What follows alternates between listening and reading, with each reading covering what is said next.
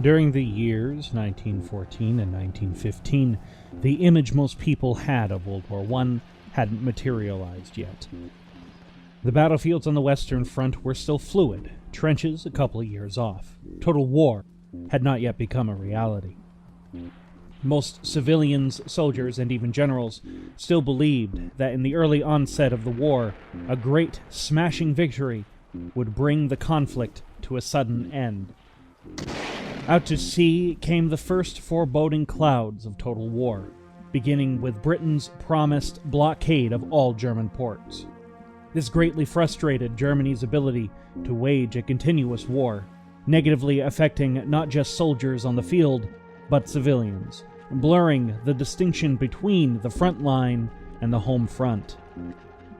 Blockades were nothing new to war. In the 1860s, America had successfully blockaded the Confederacy during the American Civil War. What was significantly different was the sheer scale of this blockade against Germany. Years of military buildup had finally peaked, and those in charge wanted to see their new toys used. Germany's response to the blockade was to use their U-boats. The U-boat, the new terror of the sea. They knew they couldn't compete with the British Navy on a one-on-one basis, and their submarines might offer a sneaky alternative.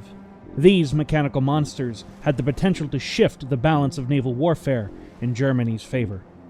This new style of warfare struck terror into the hearts of British civilians and soldiers alike. In reaction to Britain's blockade of Germany, German Admiral Hugo von Pohl, commander of the German High Seas Fleet, declared the following: "The waters around Great Britain and Ireland, including the whole of the English Channel, are hereby declared to be a war zone. From February 18th onwards, every enemy merchant vessel encountered in this zone will be destroyed, nor will it always be possible to avert the danger thereby threatened to the crew and passengers.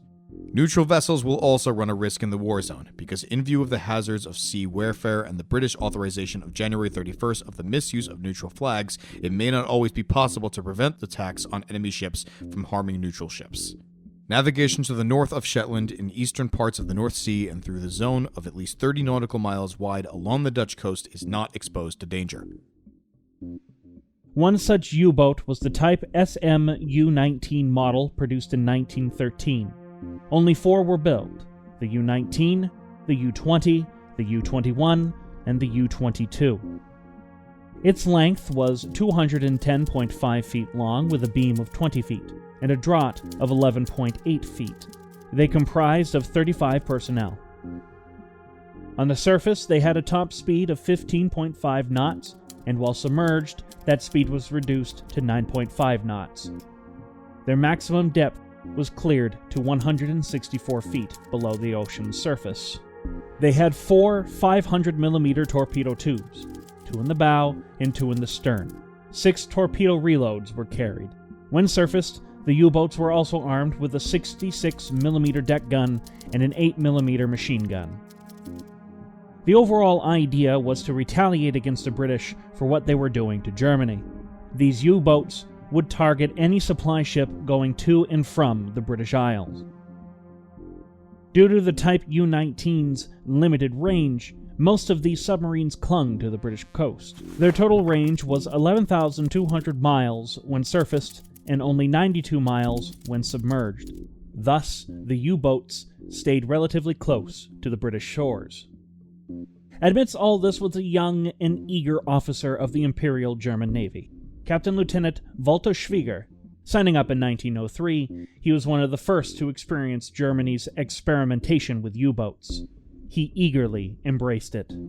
With the outbreak of war in July of 1914, Walther Schwieger was promoted to Captain Lieutenant and given a new assignment.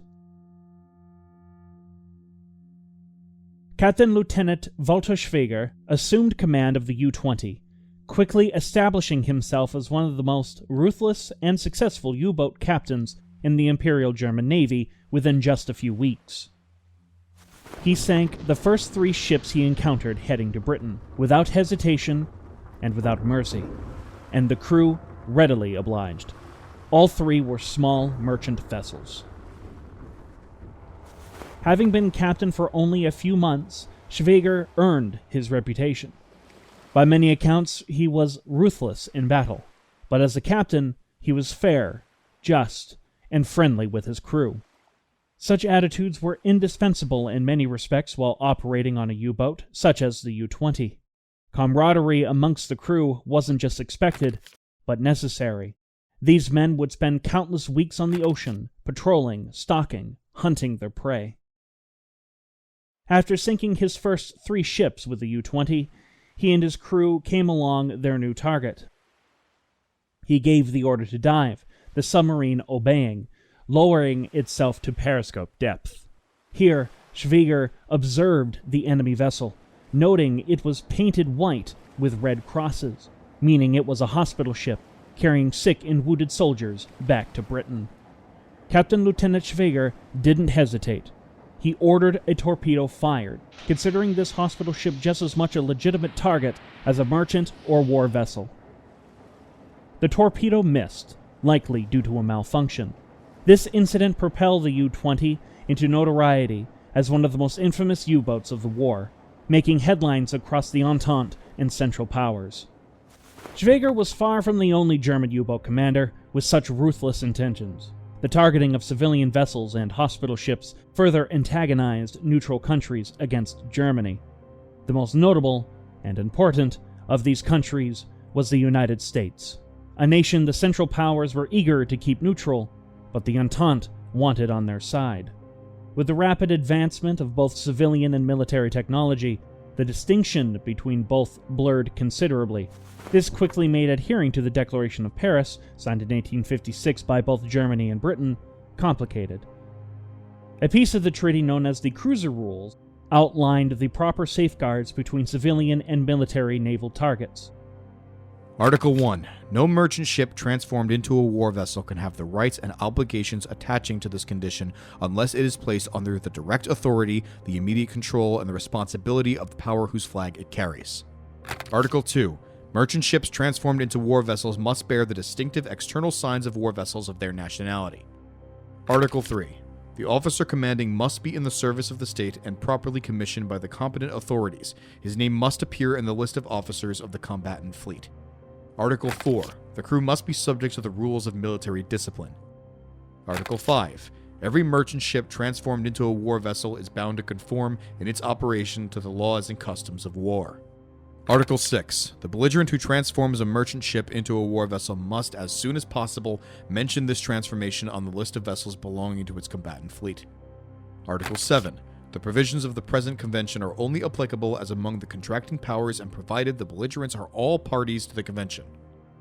Since the war began, several German U-boats had boarded and searched suspected civilian merchant vessels, only to discover that they were secretly transporting munitions for the war effort. To the Germans, this rendered any vessel caught carrying such munitions as a legitimate target of war. With the advent of both submarine and air warfare, the ability to fine-tune differences between military and civilian targets on both sides was greatly hindered, and it was all but inevitable that civilians be caught more and more in the crossfire. The era of total war had truly begun. U-boat captains could exercise a great deal of freedom while out on duty. One U-boat captain described the prevailing attitude and conditions among the officers and crew. Quote, "The submarine commanders had to be given freedom of action as the authorities back home were never in a position to ascertain accurately what military and nautical conditions the submarines would encounter in their field of activities."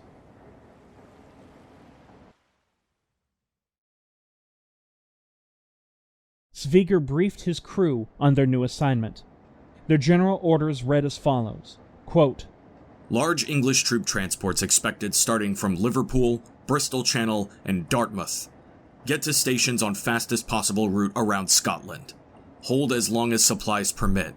U-boats to attack transport ships, merchant ships, and warships." The U-20 set sail as directed, and their latest hunt began.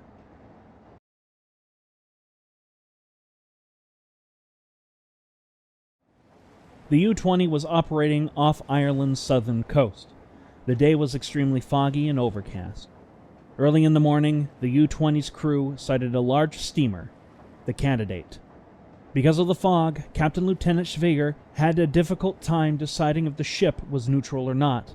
He fell back on his doctrine of prior engagements. If in doubt, attack. He initiated a surface attack using the 66mm deck gun.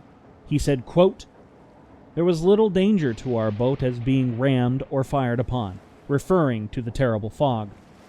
The steamer managed to slip away only momentarily, the U-20 skillfully catching up to it. The candidate's crew then began to abandon ship, and Schwieger fired a torpedo. He then had the U-20 sail away, leaving the steamer's crew to fend for themselves in the Atlantic.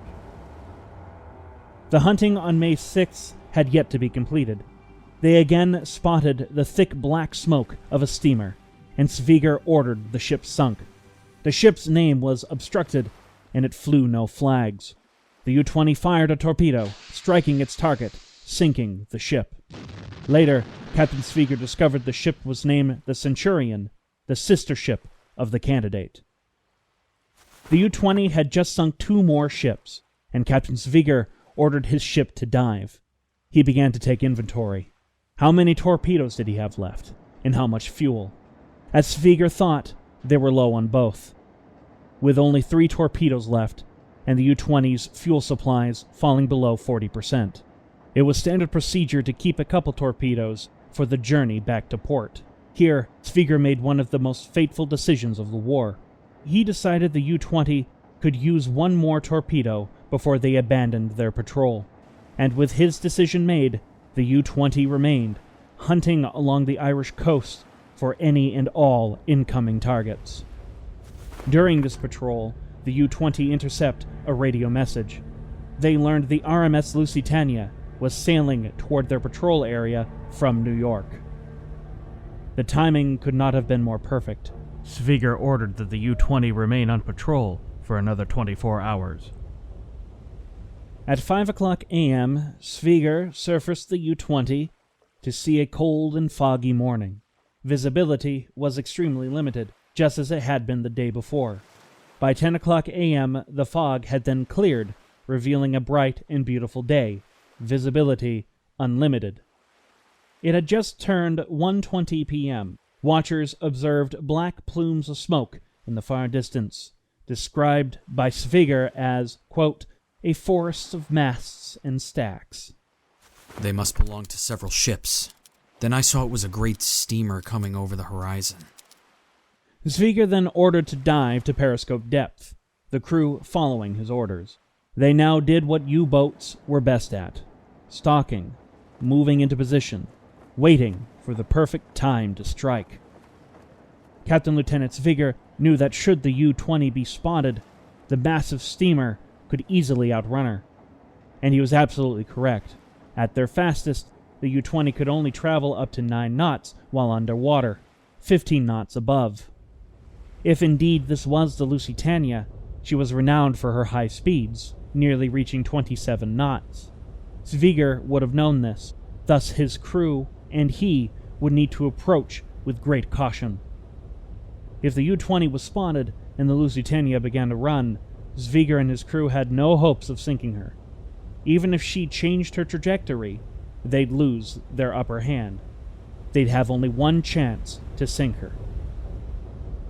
Still submerged at periscope depth, Captain Lieutenant Schwieger surmised that the U-20 would need to get in front of this great mysterious steamer before them and hoped to hit her massive steel hull broadside. After obeying Schwieger's orders, the U-20 then settled about 15 miles off Ireland's southern coast. At this juncture, the massive steamer was headed straight for them, and the crew of the U-20 watched with bated breath. They thought they had their next kill ready, only to have it dashed when they noticed the steamer veering away from their position, moving closer to the Irish coast. Some crew began to speculate that the U-20 had indeed been spotted, and that this was the steamer taking evasive maneuvers. Whatever the reason, their target would soon be too far away for their last remaining designated torpedo, and they didn't dare expend any more fuel than necessary. Captain Lieutenant Schwieger grew frustrated with this development, angry that his prized kill was slipping out of his fingertips. Quote, "When the steamer was 2 miles away, she changed her course. I had no hope now, even if we hurried at our best speed, of getting near enough to attack her."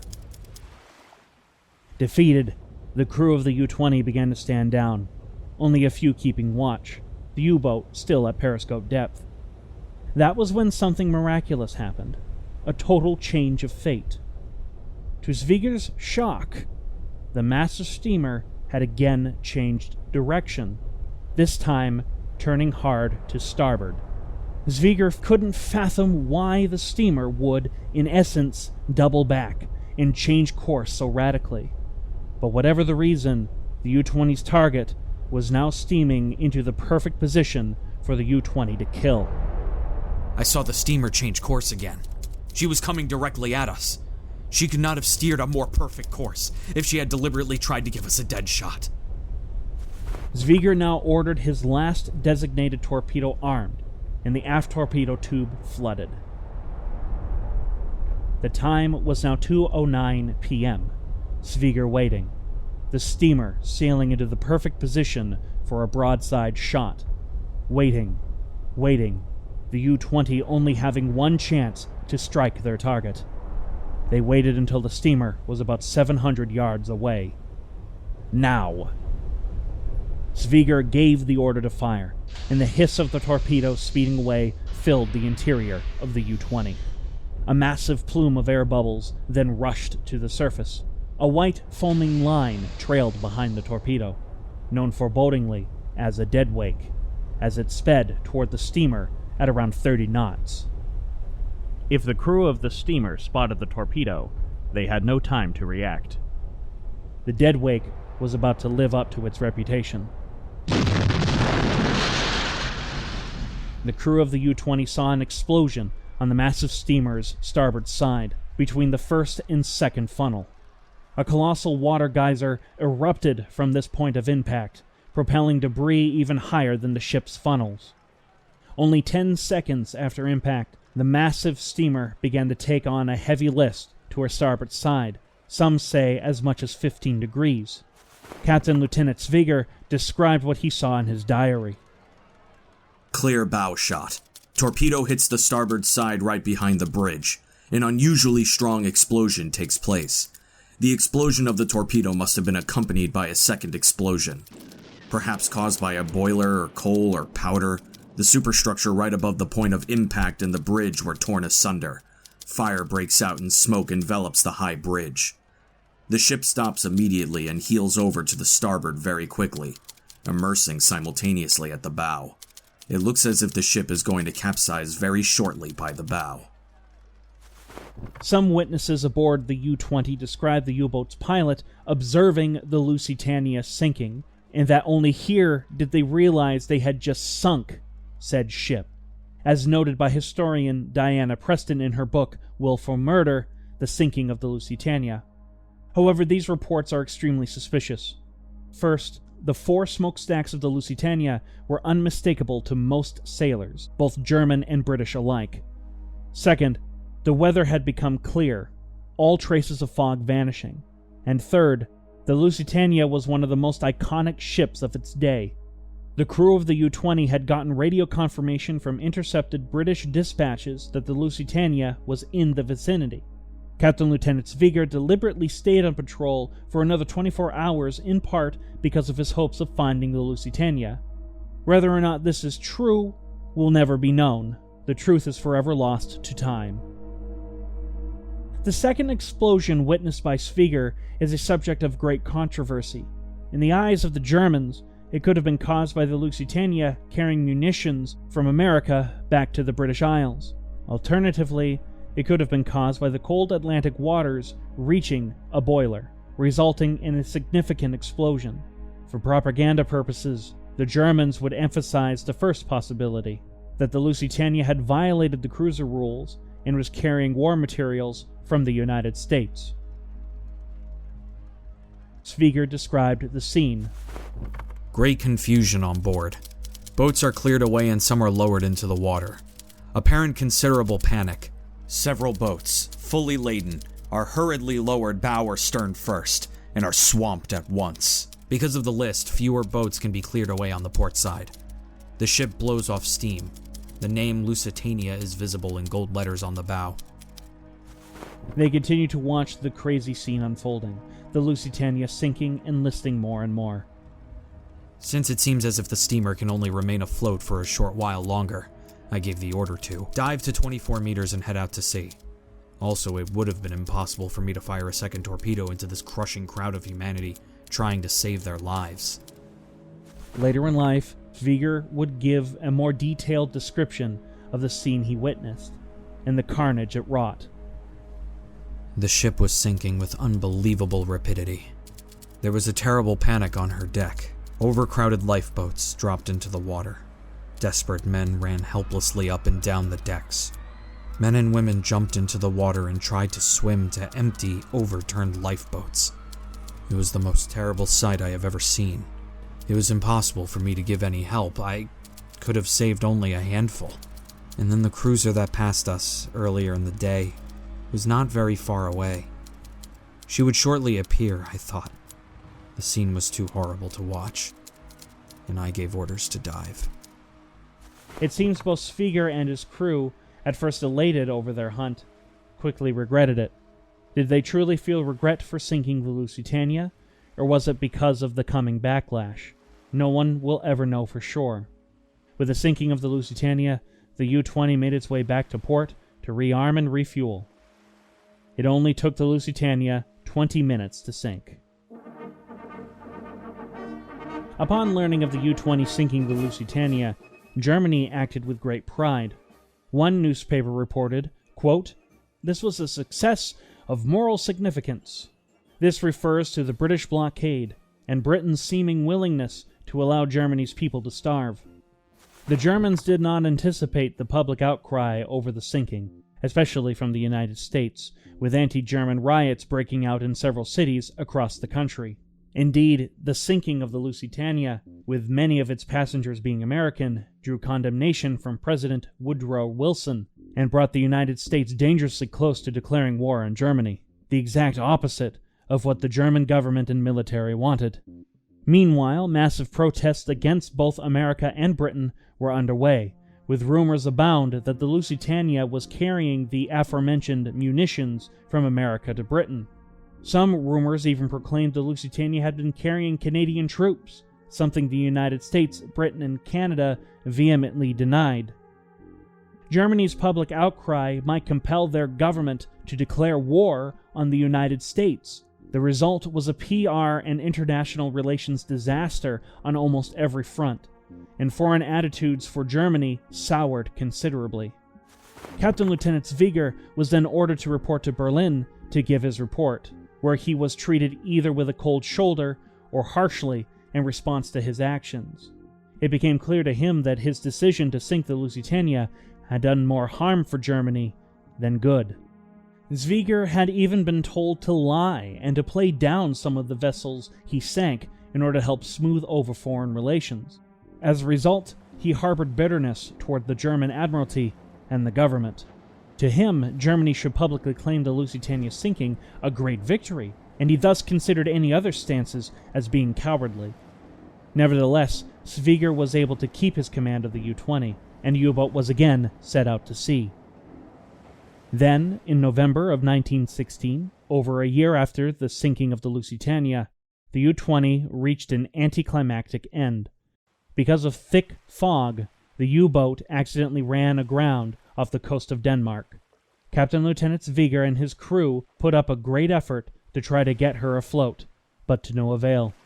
Schwieger made the decision to destroy her, rather than let the U-20 fall into the hands of the enemy. He knew the Entente would take great pride in getting their hands on the U-boat that sank the Lusitania. Upon returning to Germany, Schwieger was given command of the U-88, a faster and better armed U-boat compared to the U-20. Despite the reputation he had acquired, in July of 1917, he was awarded the Pour le Mérite, the highest honor a German naval officer could get. Evidently, he had succeeded in sinking over 190,000 tons of Allied shipping. Many described Schwieger as having undergone a metamorphosis since the Lusitania affair, describing him as solemn, reflective, and sickly. Some even suggested he garnered a form of shell shock. Just 2 months after receiving his award, Captain Lieutenant Walther Schwieger was killed in action. The U-88 was sunk by a heavily armed British merchant vessel, the HMS Stonecrop. All hands were lost. However, this is just one of many perspectives on the Lusitania's sinking. The story of Captain Thomas Turner, the Board of Trade's investigation and subsequent hearings, the truth about the Lusitania's cargo, and more, paint a complicated, messy picture. Part propaganda and lies to bolster the war effort, and part horrific foreshadowing to unrestricted submarine warfare and the progression of World War I into total war.